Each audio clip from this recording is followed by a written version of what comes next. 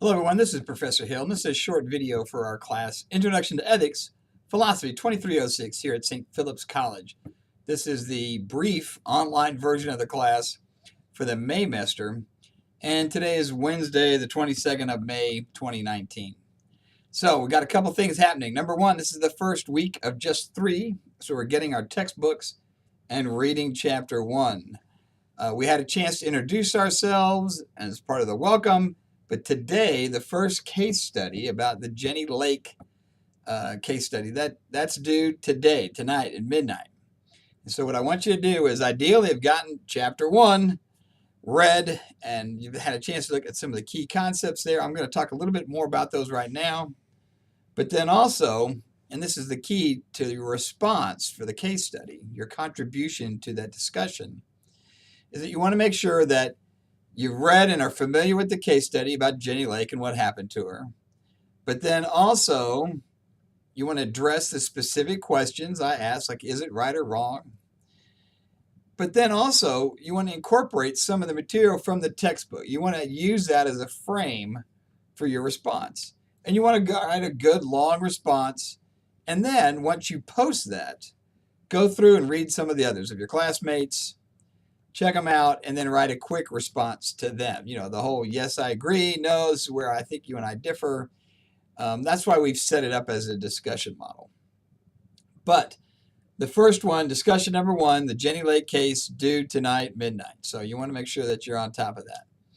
Now, that being said, in order to do this properly, you got to have read chapter 1 in our textbook, Doing Ethics by Louis Vaughn.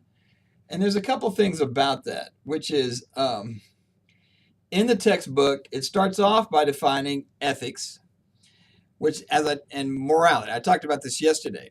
Ethics is just the philosophical study of morality. Morality are beliefs about good and bad, right and wrong. Well, I also mentioned briefly yesterday that there's 4 types of ethics that he outlines in his textbook, chapter 1, under what he calls the ethical landscape. And the first is just descriptive ethics. This is the people, the social scientists who are out there gathering information, collecting the data. This is the scientific study of the beliefs.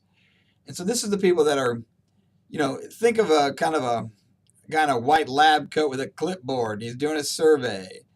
There's already a link up in the first module about a survey of morality around the globe.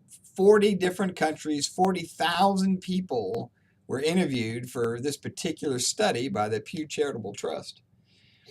And that process of doing that gathering that information, that's descriptive ethics. It literally helps us learn what people think about some of these key issues.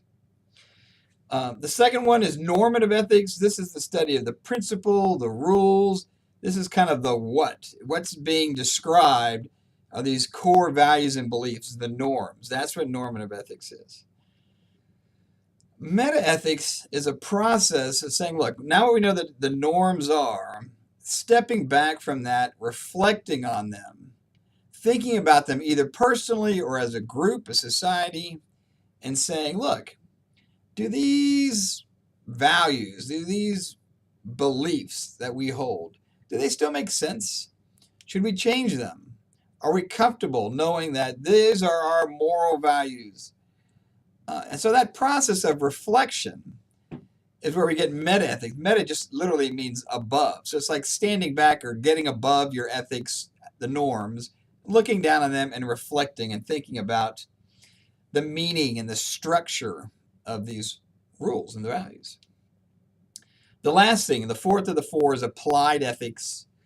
This is kind of a small corner of ethics where you're talking about the application of ethics into a profession like law or medicine, someplace where they have developed a code of ethics which reflects the best practice of that. Now, it's designed just for practitioners in the field doing the work, and it's different than a set of laws, but it is binding. And the thing that you have to remember is that people that sign up and get a license from the state, they can be censored or suspended, even kicked out and prevented from the practice of that profession by an oversight board at the government. So that's kind of the hook. that they have to enforce a code of ethics for any given profession. So that's the 4 types: descriptive ethics, normative ethics, meta ethics, applied ethics. He wants to break those out right at the first chapter and bring these concepts to the forefront as we get started.